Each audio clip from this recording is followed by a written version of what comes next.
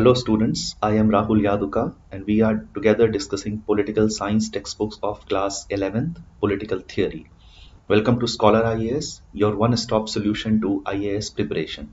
Students, in the first lecture we have talked about chapter 1 of Political Theory. The title of the chapter was Political Theory and Introduction, right?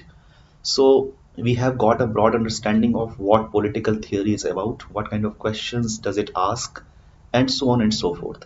Now, if you look at this book, there are individual chapters, some 8-9 chapters on different political ideals, ranging from freedom, equality, justice, secularism, nationalism, and so on and so forth. So the subject matter of our discussion in this particular chapter is the political value or political ideal of freedom. So students, let's get going. So as you can see, this is the front cover of that particular textbook. Students, for your reference, you can have a look here. This is lecture number 2 and this is part 1 of our discussion on freedom. This will be followed by a part 2 in which we will try to summarize the chapter on freedom. Students, as the chapter's name is freedom, it becomes natural. Then what is the essence of freedom? What freedom is all about? So freedom is basically the desire of people, right? All of us have desires. And what that desire is about? It is about a sense of control on on our lives and destinies. All of us have certain choices to make. We have certain expressions to make, and that determines our destiny. So it is about the ability to make the choices, right? Freedom is basically about a people's desire to control their exercise of the choices that they make in their life, and also it is about activities that they can undertake to shape the destinies of their life, right? But there are diverse interests and ambitions of people. We have discussed this in our discussion of political theory and introduction also, right? And that's why when we come together to live as a society, that is called social living, we require certain laws, rules, and regulations, right? Why it is required? It is required because if constraints are not there, there will be certain sense of insecurity in the society, right? There may be chaos in the society. Also, it is required that we need certain conditions in which we can develop ourselves. This is not possible if there is no rule and regulation in the society, right? So when we talk about freedom, it is about basically requiring certain kind of constraints, but at the same time ensuring there are conditions in the society in which we can develop ourselves. So if you look at this particular image, this person is a great person of entire century, entire millennia that humankind has seen. He is Nelson Mandela. So who was Nelson Mandela? Nelson Mandela was a leader who fought against the apartheid regime in South Africa. Apartheid is about the kind of discrimination that was made against black people in Africa, right? So there was a resistance of his people to the kind of segregationist policies. Segregation basically means not treating people with equality. There was different kind of restaurant for white people and for black people. They had to face humiliations. They had to face a lot of humiliations. There were hardships, unnecessary hardships, discriminatory hardships imposed upon them. Also, there was use of police system that was controlled by white people to control the black people in the South African society, right? So what Mandela was fighting against, that he felt that these are unjust constraints, because in the first slide we have seen, along with freedom there will be certain constraints and restrictions to facilitate a social living. But Mandela had this sense that these are unjust constraints imposed upon the obstacle. These are also the obstacle that are imposed by the rule of white people on the black people of South Africa. Similarly, closer home in Myanmar, we see this amazing lady. Her name is Aung San Suu Kyi. She was put into house arrest in Myanmar by whom? by the military regime of that country. Myanmar has been under military rule before some years. Now there is a democratic regime in which army also has a lot of power. Now in this house arrest, she was away from her children, and she was also unable to visit her husband. He was dying of cancer. Why she was doing it? Because she felt that if she left Myanmar, she would not be able to return, right? So this is an enormous personal cost, a lot of sacrifice in personal living she was ready to make. And she had also a great quote in this regard. She said, "For me, real freedom is freedom from fear. And unless you can live free from fear, you cannot have a dignified human life." Right? So she was having this kind of ideal in her mind that freedom is something, and especially freedom from what? Freedom from fear. A constant threat is something which reduces our capacity to live a dignified life. And it was in this regard, in this direction, in the pursuit of this ideal, that she was making all this kind of huge personal sacrifices. Right? So students, for your reference, these are two amazing books written by these two people: Freedom from Fear by Aung San Suu Kyi and Long Walk to Freedom, written by Nelson Mandela. Right? So what we see the power of ideal of freedom, because both people made a lot of personal sacrifice. Now, Mandela was one of those people who lived his entire youth inside almost a solitary confinement. He was put into jail, right? So this has been an ideal that national struggles have tried to achieve. People of Asia and Africa have fought their national liberation struggle against what kind of rulers? Against colonial rule of British, French, Portuguese, Danish, and all that. So we see that this is a very strong force in the mind of people for which almost national struggles have been fought in past. But a natural question also arises side by side, that do only great men and women fight for this ideal of freedom, and what does this can possibly mean for an individual, right? We have these two stories of Mandela and Aung San Suu Kyi. Then it becomes natural, there is a query in our mind, there is urge in our mind to know, how do we as an individual, as a private person, relate with this grand ideal of freedom, right? Now the question is, what is freedom? We understand that this is something very huge. This ideal has a great unifying force. But on a simplistic level, what is freedom? A simple answer could mean absence of constraints. You see a chained hand here. So that is the depiction of some kind of constraint. There is some kind of constraint. There is some kind of obstacle or restriction. Right? So this is a very basic answer to the idea of freedom, that it is absence of constraints. Right? So in terms of this definition, an individual can be said to be free in what circumstance? If there is no external control or coercion, right? If that person can make independent decision in their life, and they can also act in an autonomous way, which means there is no external impediment. There is lack of external control. External impediment is not there. They can make their own decisions, whatever they want, into their autonomous capacity. That is, it is their choice that they are making, right? But apart from this, it is also about ability. Ability of what? Ability of people to freely express themselves and develop their potential, right? For instance, suppose I don't have any restrictions, but at the same time I don't have any ability also. Suppose I am not able to express what I am feeling, or express or actualize what I am trying to do. I have potential, but I am not able to develop it.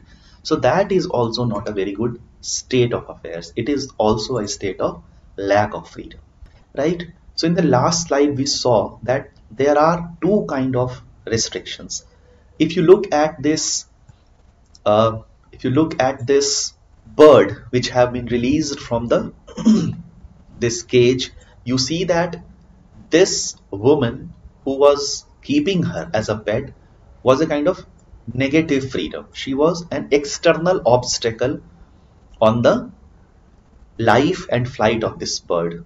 But after removing this external obstacle, it is also important that this bird possesses the ability to fly, right? Only removing this cage is not enough. It is also important that this bird has wings, has energy, has enough food so that this bird can fly. So it is this kind of two approaches that is called positive freedom as well as negative freedom, right? So as we learn from our chapter 1, we cannot enjoy total absence of constraints, right? Any social living, if it is there, we need some rules and regulation so that there is limitation on the kind of freedom that we enjoy, right?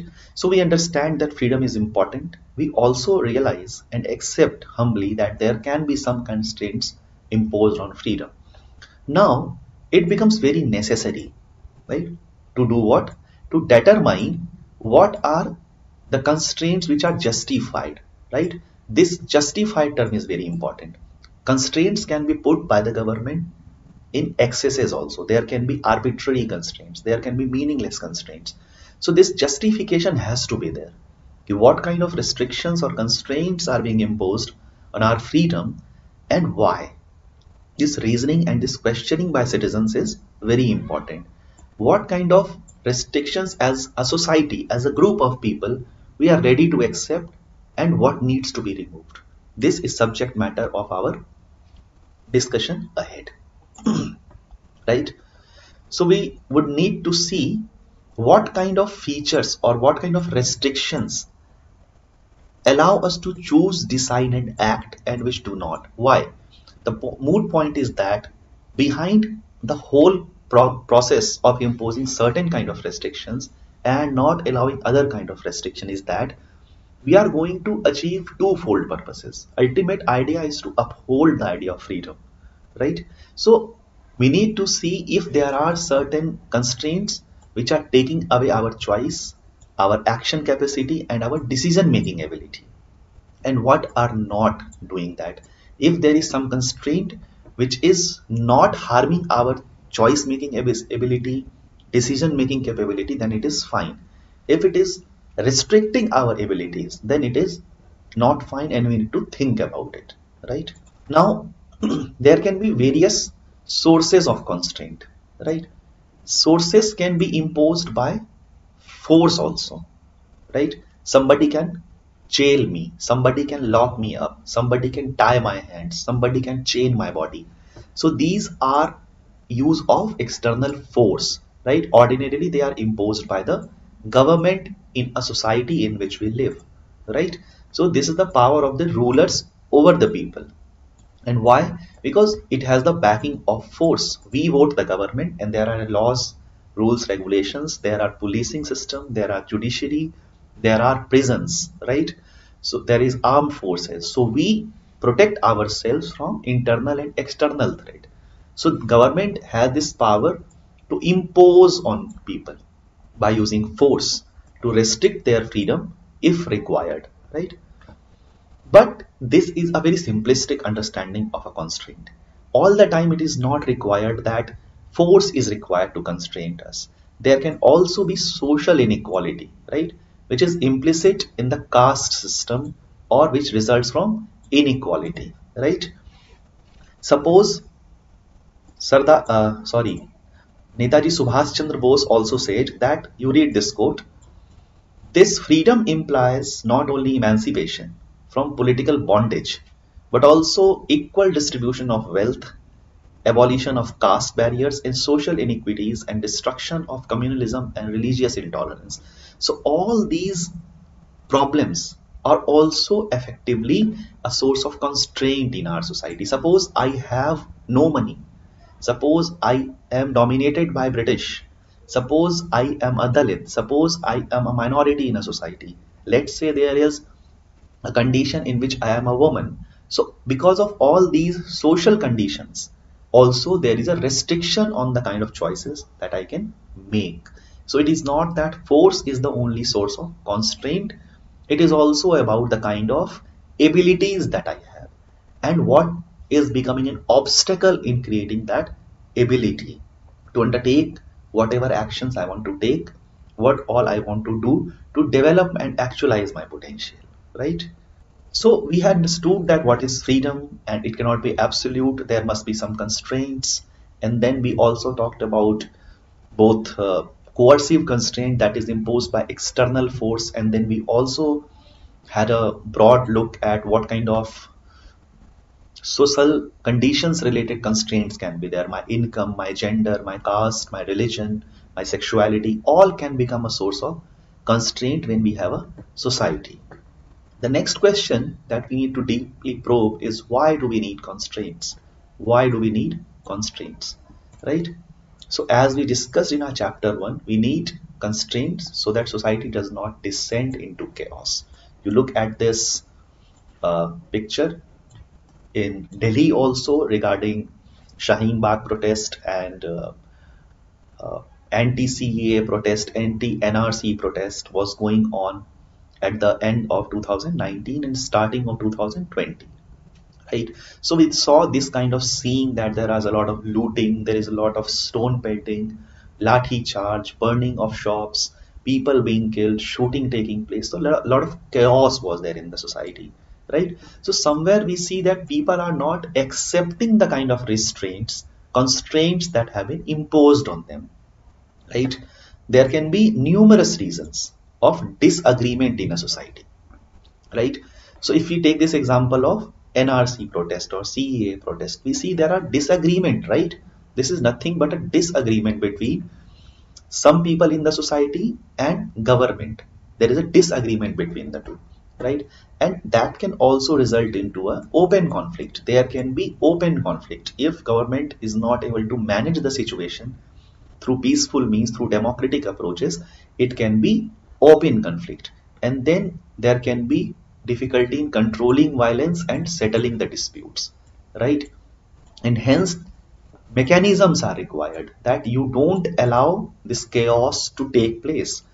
You manage the conflict at the right time so that these disputes and disagreements should exist and can exist, but there should be a control on violence. People don't die and property is not damaged, right? So keeping in mind this kind of possibility that there can be a lot of chaos and violence and burning and looting, we need some legal and political constraints to ensure that differences may be discussed and debated, right? We are okay in a democratic society to permit debates and discussions, but we don't want a situation in which this kind of image becomes commonplace. We don't want violence to be a solution, right? Next important question is to identify which constraints on freedom are necessary and justifiable and which are not. We have been discussing this question from the beginning, that this is something debatable, it needs to be discussed in a society. Then what kind of authority external to the individual may be justifiable and what cannot be, right? Because there are a lot of constraints in our life, we need to constantly ask this question. In political theory, I also told you that this examination is a continuous process. There cannot be a final solution. There can be no finality of solution that, okay, we have agreed upon this is a good constraint, this is not a good constraint. It constantly needs to be examined, right? And then there are certain areas of life and actions which should be left free. And there are certain areas of life in which we can accept interference of people. We will discuss Mill's harm principle in our next class. There it will become clear that there are different kind of interferences. Some kind of interferences are okay, some others are not, right?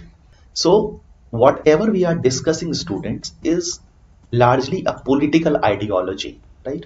Ideology basically means, the Hindi word is vichardhara. It means, in a simple English, a way of thinking, a line of thinking, an approach to thinking. So this approach to thinking that we have been discussing in this topic, freedom, is liberalism, right? So it wants tolerance as a key value, that people should be tolerant towards diverging ideas, right? People can express their opinion and we can also disagree with them. It is not that everybody should be thinking exactly similarly.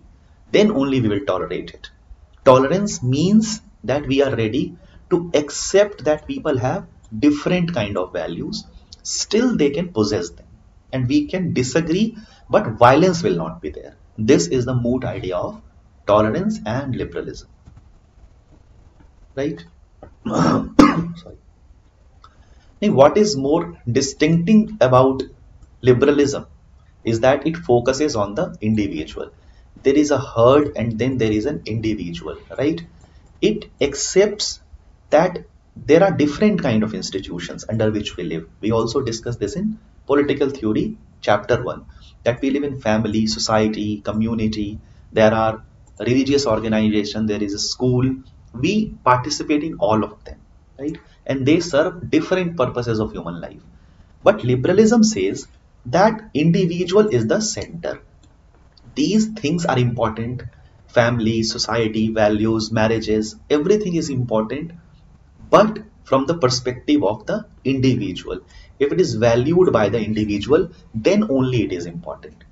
The primacy of individual is something that is emphasized by liberalism as a political ideology, right?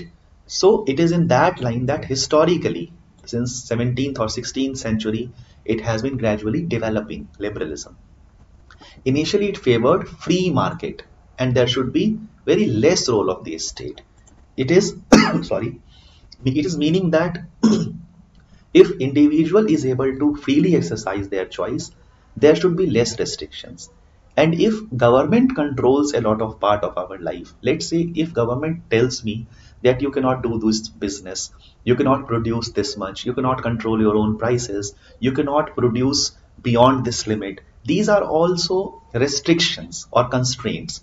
So liberalism is of the votary of the idea that these decisions should not be taken by the state. This should be left to the interplay of forces in a free market society, right? But gradually it so happened that we will read this in world history when we discuss world history of class 12th, that situations were created in which this minimal role of the state was questioned, and it was said that there should be responsibility on the people of government, that social and economic inequalities are not too much. There can be very poor people in the society, there can be very destitute women in the society, there can be disabled people in the society, and a state should also take certain welfare roles.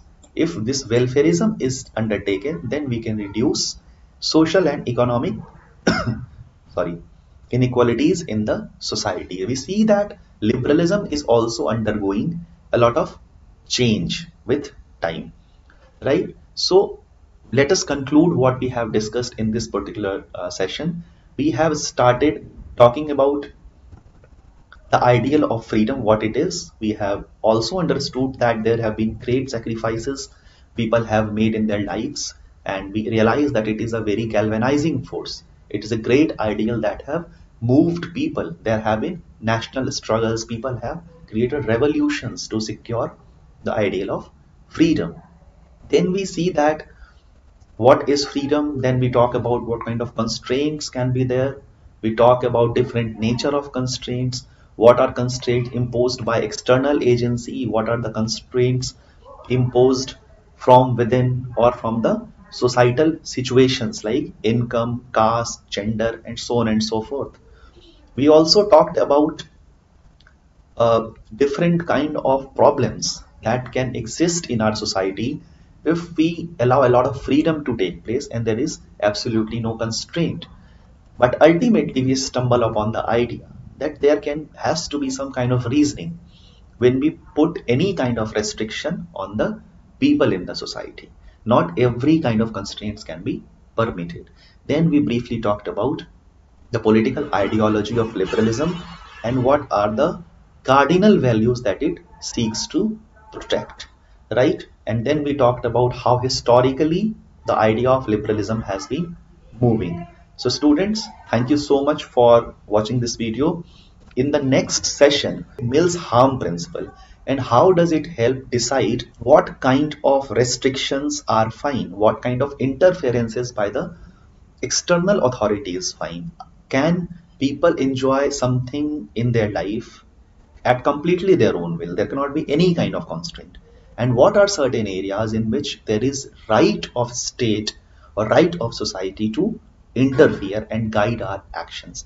So thank you so much for watching this. Hope you enjoy it.